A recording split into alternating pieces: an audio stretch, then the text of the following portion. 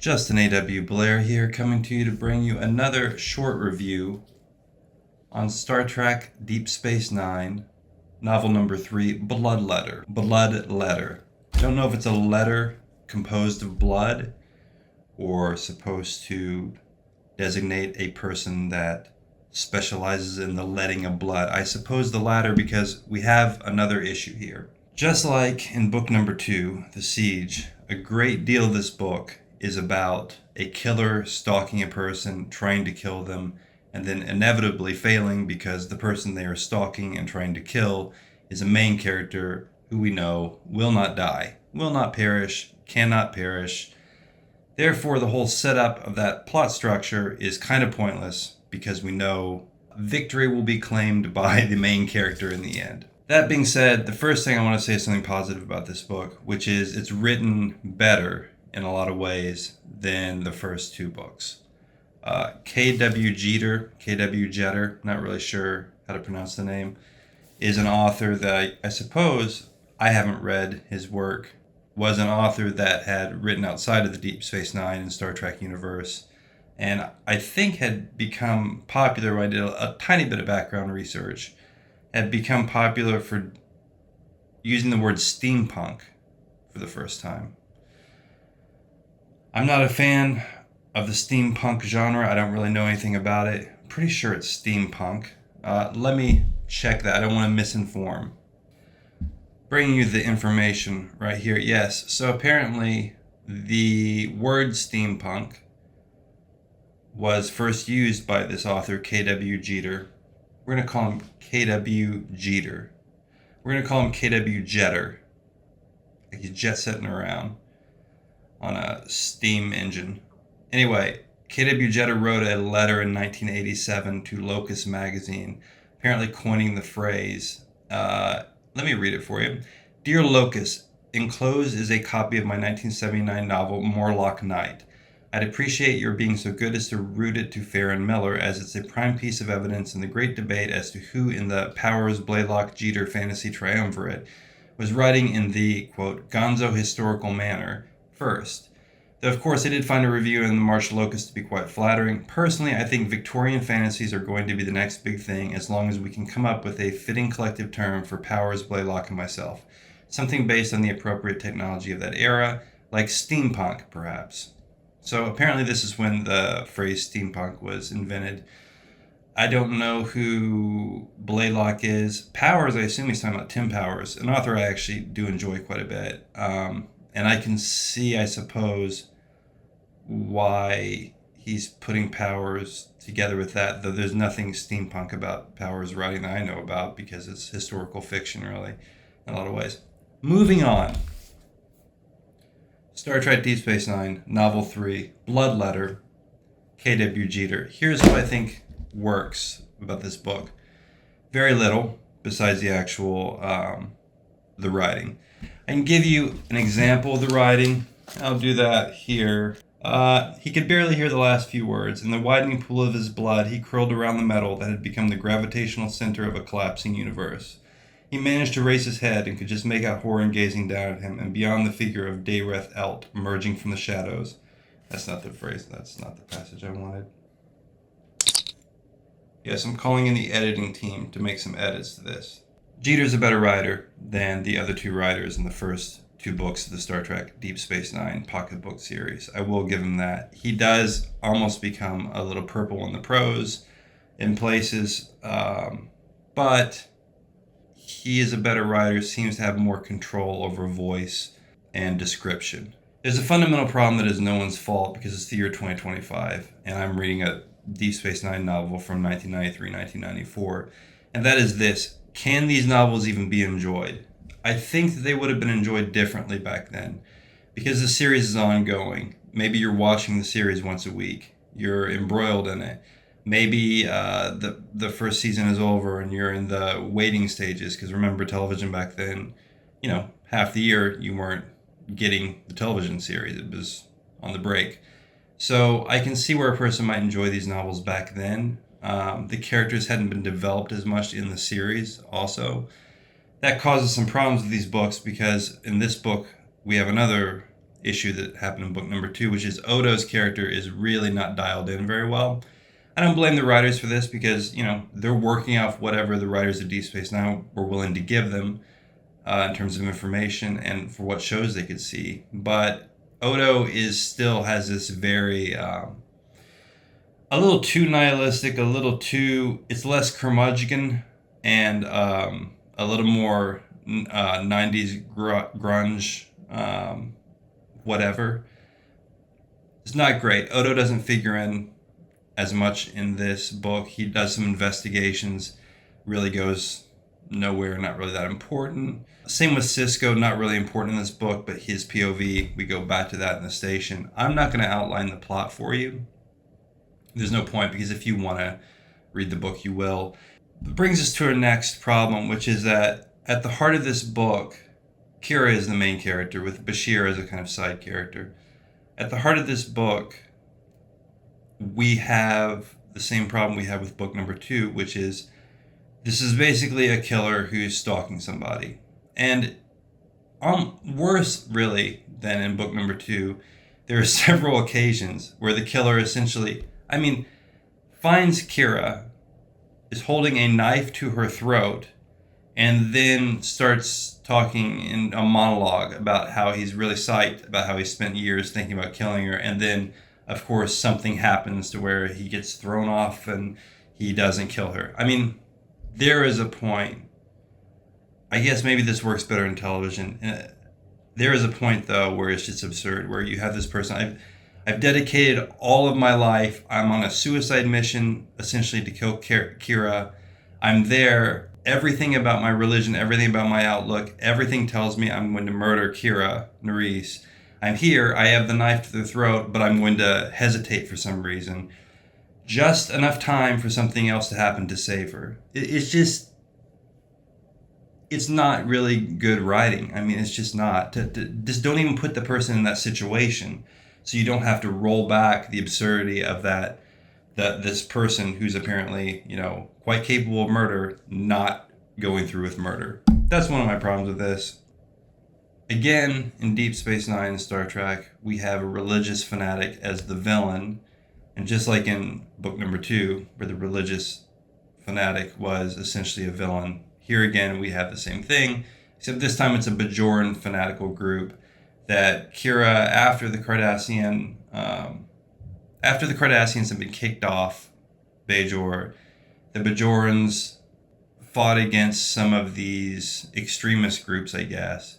Kira had a part in, I guess, killing some of them in one of their compounds or something. And frankly, I kind of understood the guy's point of view, where he wanted revenge on her to some degree, but maybe I just tend to naturally gravitate towards the antagonist point of view sometimes. He is a religious zealot. He's making little speeches on microchips and sending them down to Bajor and causing some political havoc there. But ultimately, this guy wants to kill Kira Nerys, and it does bring up this theme in Star Trek, which is very apparent, which is religion, as long as it's kind of a diffuse, generalized, mystical tradition that doesn't actually inspire any of its adherents to take any sort of action whatsoever, is tolerated and seen as okay in Star Trek, and sometimes even seen as a positive thing. We see this with the Bajorans to some degree throughout the series, though obviously there is a lot of this dislike for some of the Bajoran religious figures in the series. But this is Star Trek in general. It is and I wonder how much of the early 2000s new atheism movement came out of an affection for not particularly Star Trek, but this theme you see in science fiction a lot, which is, let's just face it, quite simply an anti-religious theme. Because again, it's always, if there is a religion, it's fine as long as the people don't actually really believe in it. They kind of just wear it as a ornament of their culture. Well, here we have a religious figure that is an extremist by any regard, really. The man is, a killer and a murderer to some degree. But they're portrayed in a very one-sided way psychologically. I'll even give credit to the Siege. That religious figure, that religious fanatic in that book, was portrayed at least with some more dimensionality than this character. This character is just raving mad, and he's out for blood. He's the bloodletter. He fails to let a lot of blood. He kills like one of his own guys, but other than that, not really doing great on bloodletting. It's a note, something I'm interested in, something I think about a lot with regard to Star Trek. Be happy to hear your opinion in the comments, how you think Star Trek deals with religion and religious belief. It's my opinion that it tolerates it as long as it's not really forcefully believed in by any of the characters. And when that is the case, there's not really much of a middle ground. It's basically if a religious figure in Deep Space Nine Star Trek universe actually believes and acts on what they believe on, they are almost inevitably the villain. This book is a little bit more hard sci-fi. Jeter does do quite a few in-depth, elaborate descriptions of technical matters. And to give him credit, he's quite a bit more believable than many of the other writers and even the writers in the series. When he's writing about technical matters, he describes here O'Brien putting together the station, or not the station, rather it's a plot point, doesn't really matter, but they're sending out a unit, not ship, but a piece of a kind of space station through the wormhole in order to claim space on the other side of the wormhole. And O'Brien, through his POV, we see quite a bit of technical matters. Through Bashir's POV, more so though, we see a lot of technical description. I'm not going to read it for you because, frankly, it is usually boring to me. Though I will say this transcends the usual technobabble, and I believe that if I had, the capacity to understand it, it at least fooled me. Pretty good job, Jeter, for fooling me. It seems like what he's describing actually makes sense coherently, and it's not just some reference to the positron wave is gonna reverse time or whatever. This is borders on hard sci-fi, so for people that like that, maybe they'll find some enjoyment in that. To me, it was, unfortunately, because of the way the novel is structured, it was kind of slowing down a plot which was already artificially slowed down because the main arc of the action is, hey, I'm a killer, I'm going to go get somebody. And he just has to keep prolonging that because, of course, we know inevitably that's not actually going to happen, which is why this book is disappointing. And I can't really recommend it to anyone at all unless you're really hardcore into Deep Space Nine and you just want to revisit some of the books, which is what I'm doing. I'm going to admit that on book number 3, I'm getting a little weary of it. I'm going to keep going because they're very short books, and I am curious about just seeing how these novelizations of the show were done, the mistakes. For myself as a writer, I like to think about these things. So far, one of the best things I can say about the books is they read really quickly. So I would like to give this a little bit, I would love to be able to give this a little bit more of a recommendation. It is written better in a lot of ways, and for the hardcore fans, worth picking up. Extremely cheap, find on eBay or something like that. Extremely cheap to pick up the paperbacks if you like to collect those, or you want to revisit this world. It's tough, again, and it's something to think about as a writer. If you're a writer writing for a universe that is on a television show, what happens to that work 20, 25 years later or more?